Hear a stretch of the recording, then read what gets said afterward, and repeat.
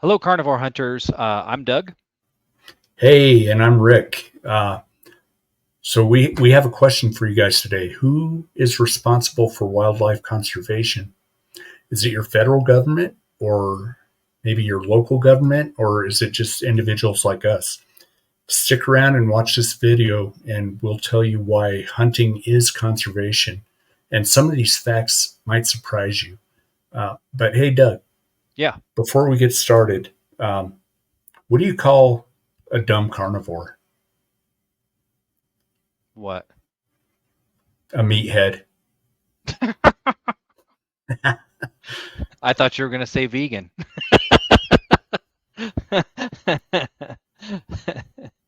All right. All right. So For the dad jokes. Okay. yeah. So there's a lot of misinformation out there about hunting, and we really did want to set the record straight. Hunting is not just about killing animals for fun. It's an important part of wildlife conservation. Additionally, as carnivores, it's a good method of getting nutritious meat that's steroid and antibiotic free, straight from field to table. Yeah.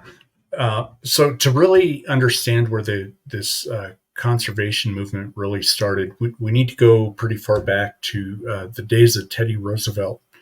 I think most everyone probably knows that Teddy Roosevelt was a very avid hunter, and in his day, he became really concerned about the dwindling wildlife populations that was caused by overhunting because due to there's no regulations back then.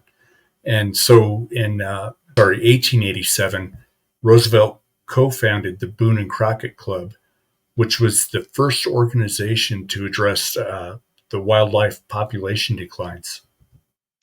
Yeah, so for those of you who don't know, the Boone and Crockett Club is a nonprofit organization that set the scoring guidelines for trophy hunters. Now, as distasteful as the trophy hunting may sound to many people, it is really the concept that Boone and Crockett Club made popular of only killing the big mature males that really saved many of the species that we still enjoy today, because it discouraged the hunting of females and younger males and that sort of thing. Boone and Crockett was also the organization that set the standards for what is called fair chase hunting.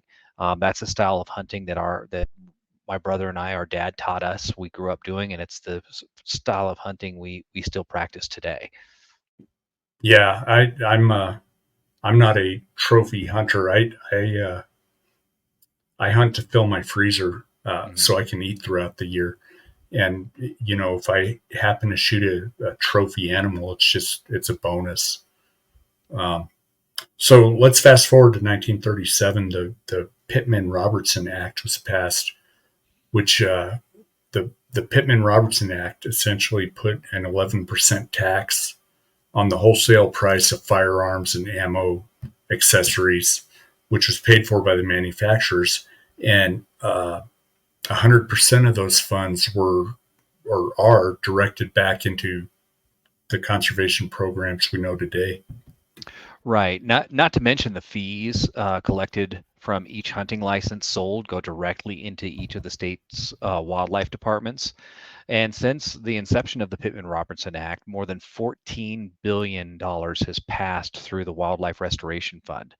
The money from this fund doesn't just go back to hunting programs, it's for all wildlife and parks programs. So it's likely that the trail where you walk your dog was paid for by hunters.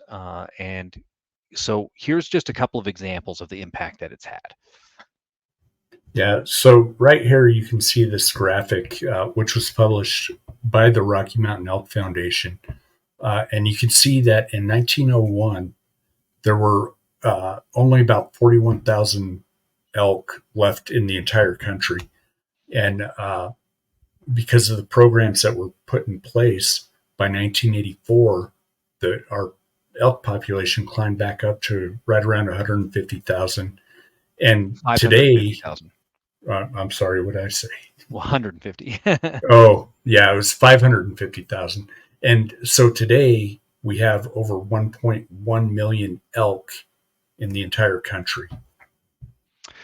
Yeah, and in this graphic here, you're going to see a similar story with pronghorn antelope. Back in the 1920s, it was estimated there were only about 13,000 remaining, and now the population is as well over 1 million. And if you think about it, if we were to eliminate hunting, as many people would like to do, where would the funds for our outdoor programs come from? I mean, sure, most people would just say, "Oh, you just start another tax." But I'm not sure that money would actually consistently go to where we want it to go. Uh, the the one reason that, in my mind, why the Pittman-Robertson Act was so successful, it was written so long ago and in such strict language that Congress doesn't have the ability to go in and move that funds somewhere else because it was a contract written back when they wrote contracts right. Not like, oh, Yeah, well, we might want to move this around later, and I might want to line my own pocket kind of stuff. yeah. So, speaking of the Rocky Mountain Elk Foundation, this is one of the best examples of sportsmen coming together to preserve our public spaces. The Rocky Mountain Elk Foundation is always working on projects to improve public land access for everyone and helping to ensure uh, a healthy population of wildlife. And a great example of this here in Colorado, um, the Rocky Mountain Elk Foundation recently completed an overpass and an underpass off of Highway 160, and this stretches between Durango and Pagosa Springs in the southwestern part of the state of Colorado. And so this crossing allows deer and elk and antelope to continue their natural migratory path without having to cross a highway, which previously was resulting in dozens of vehicle and animal crashes each year. Yeah, and also Rocky Mountain Elk Foundation is working to repopulate elk in other states where they had actually previously become extinct. I think one of them is like Arkansas, and I think the other one we saw was Missouri. Yeah, There's a lot of people out there that like to talk about saving animals, but most of them want somebody else to do it. They want the government to do it or somebody else.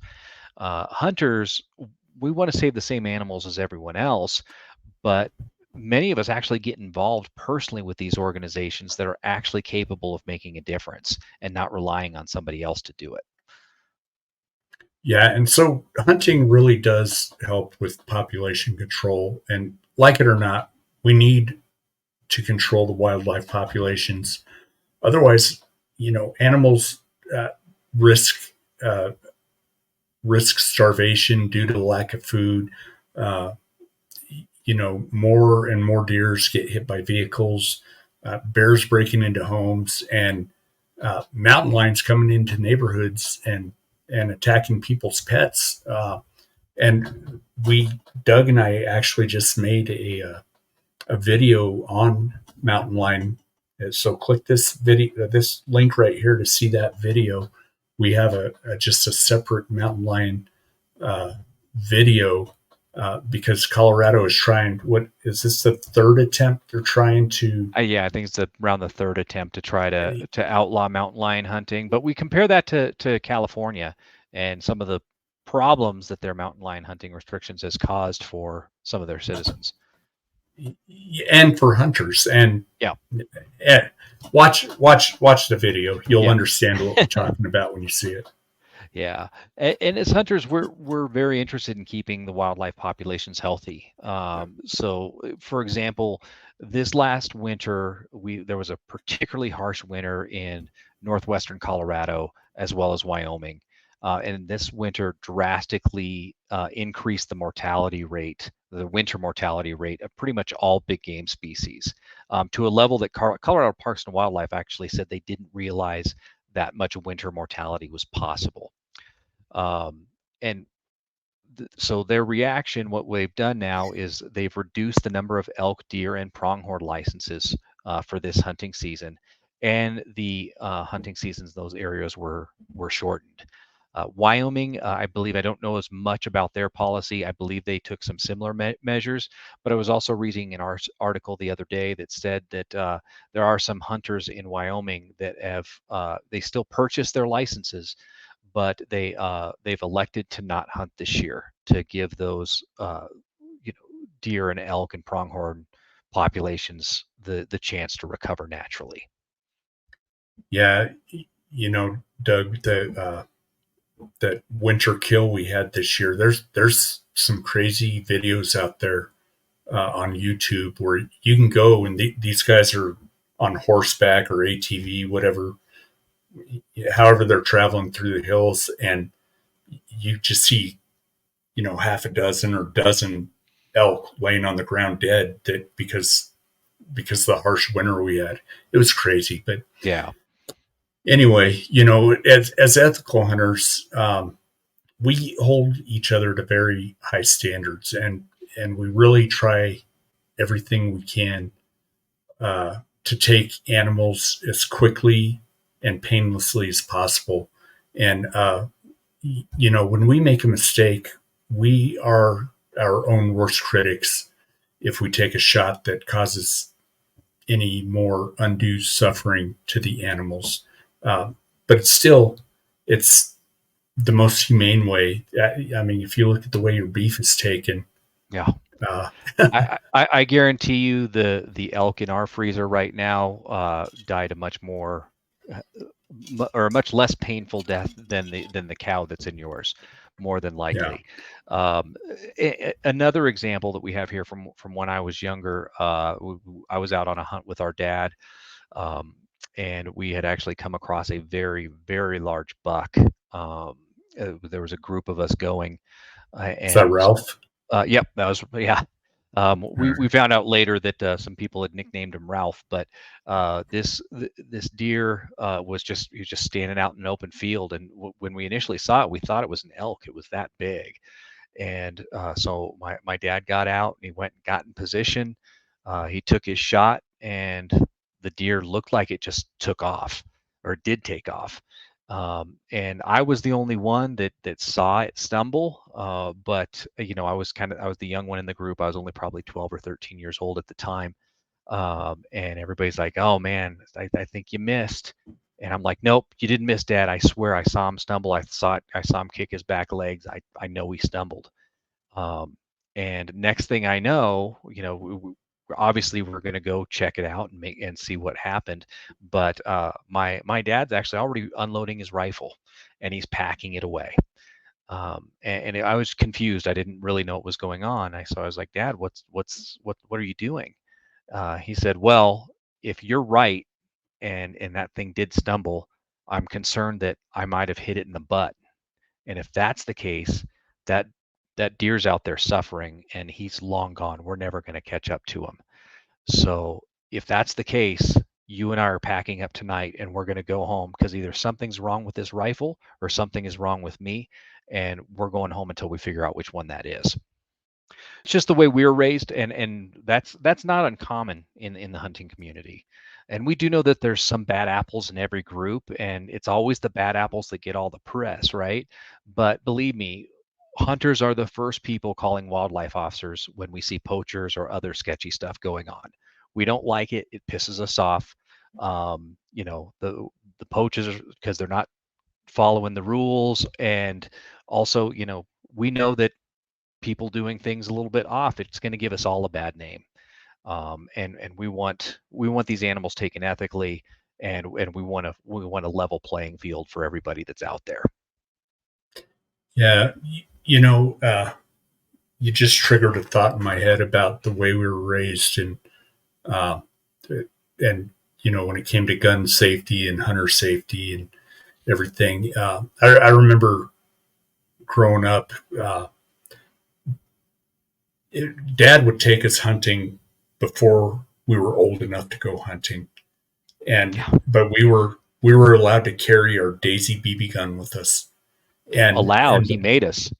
yeah, and the purpose of that was to he was not going to allow us to when we became a legal age he was not going to allow us to buy a hunting tag until we could demonstrate the proper gun safety Yeah. with the Daisy BB gun.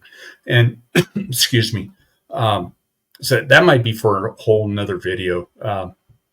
But I just, that always stuck with me. And guess what? I did it with my kids. Yeah. So, um, anyways, I think that's all we have for today.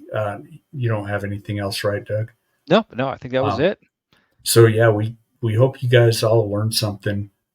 We made this with an understanding of what our current conservation programs are doing to protect our wildlife populations today.